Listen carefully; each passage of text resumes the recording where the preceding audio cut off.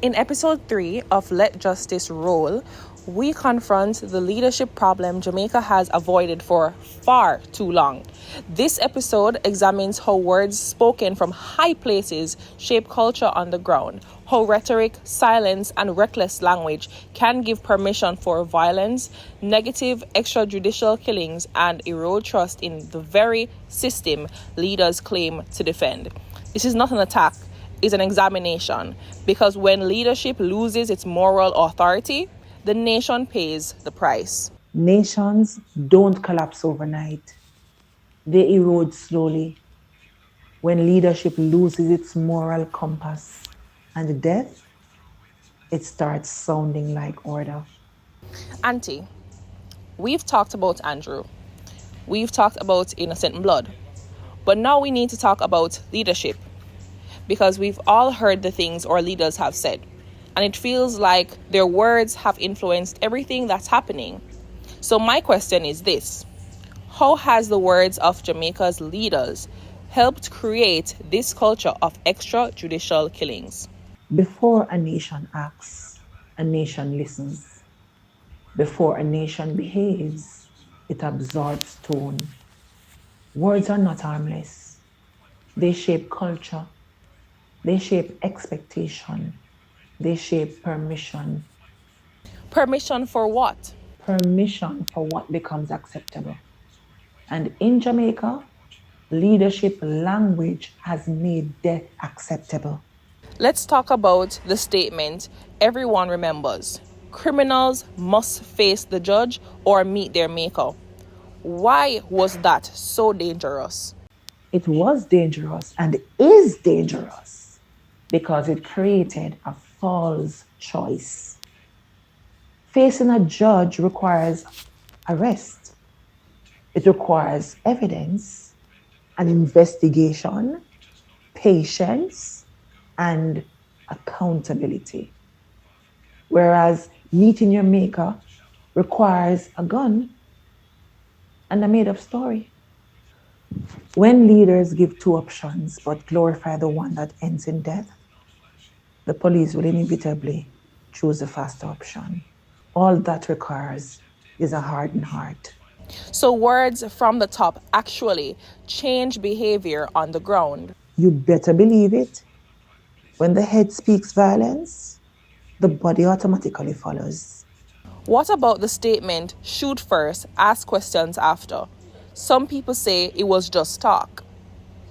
That wasn't talk. That was instruction. It told officers, force over investigation, bullets over handcuffs, speed over process, lies over truth, and death over life. And people accept it.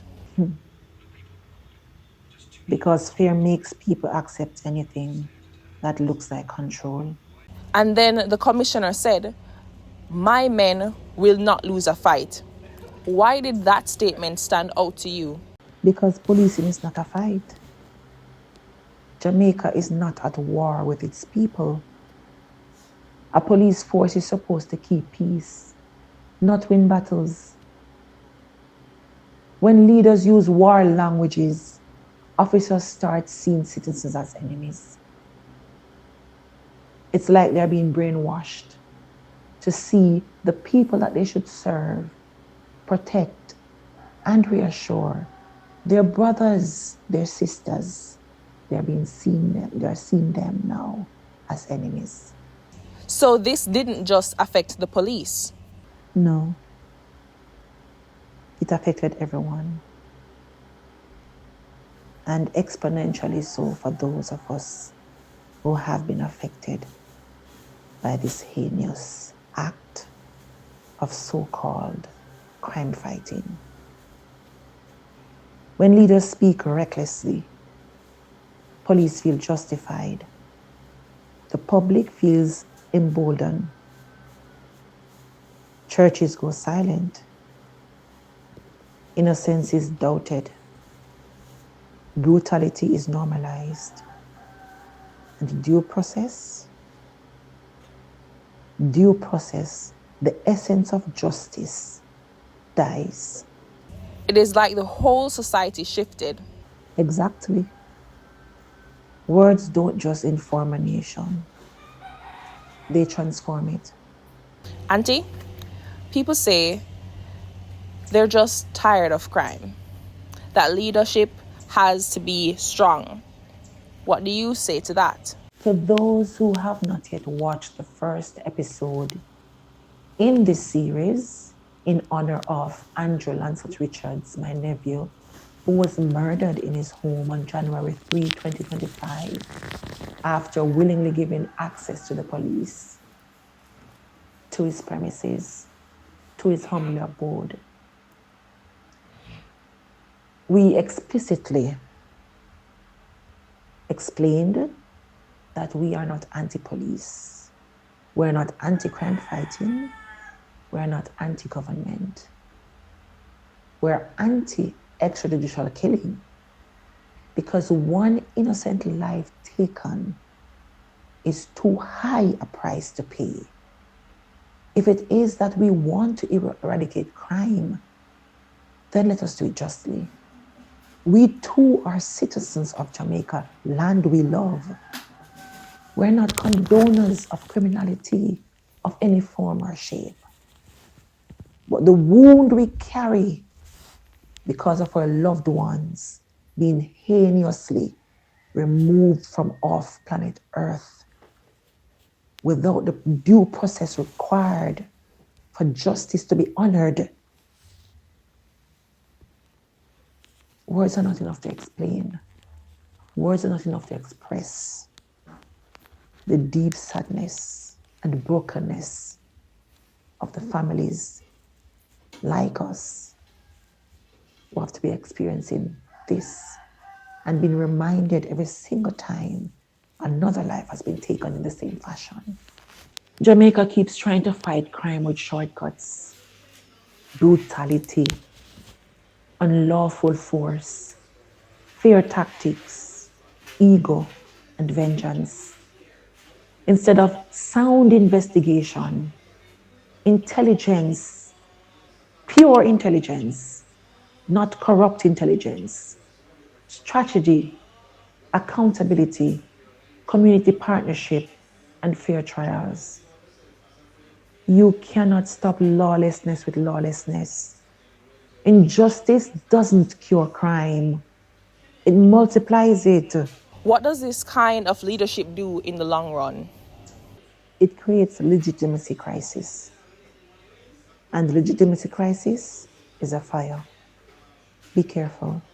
When people stop believing leadership is just, they stop trusting the system. And when trust dies, instability follows. And here's the irony Jamaica must confront. When leaders rely on extrajudicial killings, they're testifying against themselves. They're declaring by their actions they have no faith in the very system they publicly endorse. What about when leaders say nothing? To be honest, it's difficult to determine which of the two is worse. If either is, if they are not of the same magnitude. Because silence is not neutral. Silence is agreement.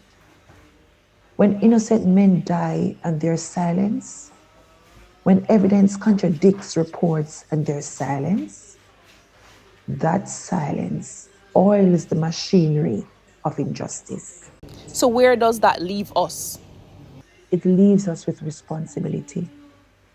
Responsibility to demand better language, better policies, better leadership. National healing does not begin with weapons. It begins with words. And Jamaica will heal when its leaders stop speaking death and start speaking justice. Auntie, if leaders were listening right now, what would you say directly to them? You can speak about justice and still betray it.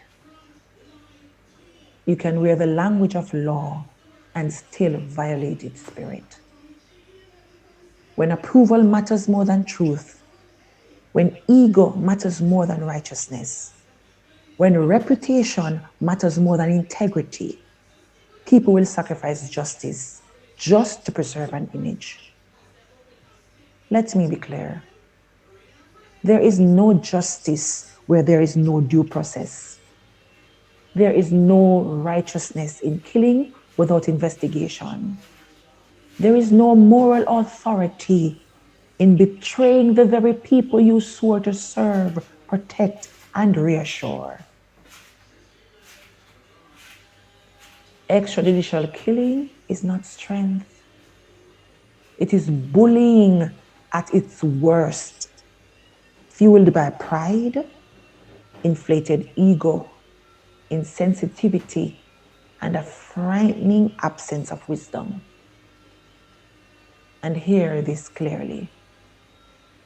There are consequences.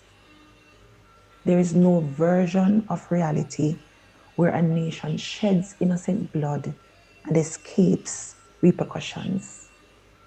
You will not win loyalty this way. You will not gain trust. You will not earn respect. You will reap resistance. You will harden hearts. You will deepen wounds, because betrayal does not inspire agreement. It produces rejection. Extrajudicial killing is a betrayal, not just of the law, but of the people. When those entrusted with authority resort to heavy hands, it is because they have lost influence. And when intuition, one of the most vital tools of good policing, is absent, force becomes a substitute for wisdom. So I ask this. When those officers met my nephew, Andrew Lancelot Richards, and he opened his home to them, did they assess the situation?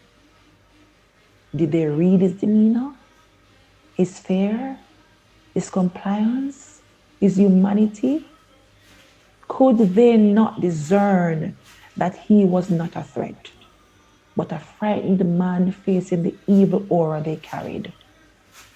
Or had their hearts already hardened? When a person can no longer imagine themselves in the shoes of another, they have lost their human heart. A heart of flesh has become a heart of stone. And only God can change that if they would repent, if they would seek mercy, if they would acknowledge their sin against heaven and against humanity. Because this is not just a crime against the law. It is a sin before God. And only God can judge fully. Only God can heal what has been shattered. In the next episode, we're going to talk about the public and how cheering for unlawful killing is actually cheering for our own destruction. The links to the 2 previous episodes can be found in the description. See you on the next one next Saturday, same time. Walk good.